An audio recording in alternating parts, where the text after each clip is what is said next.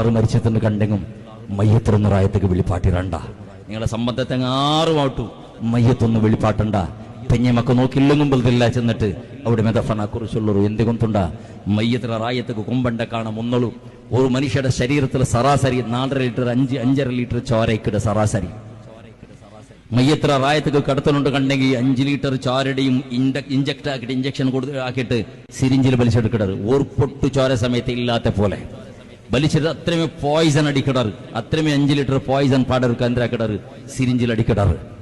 അങ്ങനെ അടിച്ചിട്ട് ലാസ്റ്റ് പെട്ടിയിൽ ബീച്ചിൽ പിന്നെ ലാസ്റ്റ് ഒരു സ്പ്രേ അടിക്കിടാറ്. പിന്നെ മുച്ചിത്തണ്ട് കണ്ടെങ്കിൽ റായത്തിൽ വന്ന് ഓപ്പൺ ആക്കട്ടെ.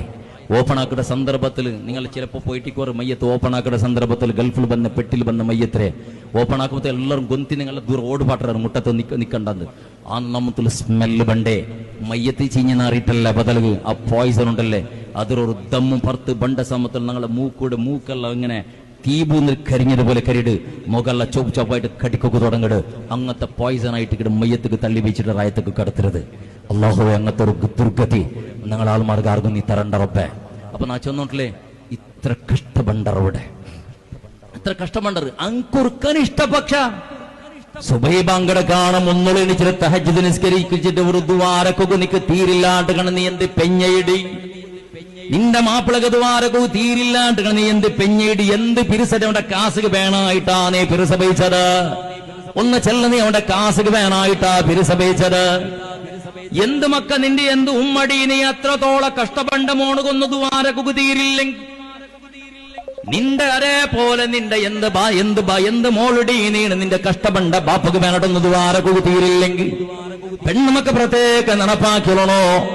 18 വർഷത്തോളം 19 വർഷത്തോളം 20 വർഷത്തോളം ബാപ്പായോട് നയിച്ചിട്ട് കഷ്ടപ്പെന്നിട്ട് നിനക്ക് എല്ലാ സ്കൂളും കോളേജും എന്തെല്ലാം എഡ്യൂക്കേഷൻ ഉണ്ട് ഹൈ എഡ്യൂക്കേഷൻ നിന്റെ ബാപ്പ നിനക്ക് പഠിപ്പാടി തണ്ട് നയിച്ച കാസില് മക്ക ചെന്മയാറ പാറും പുത്തുകൊണ്ടല്ലേ.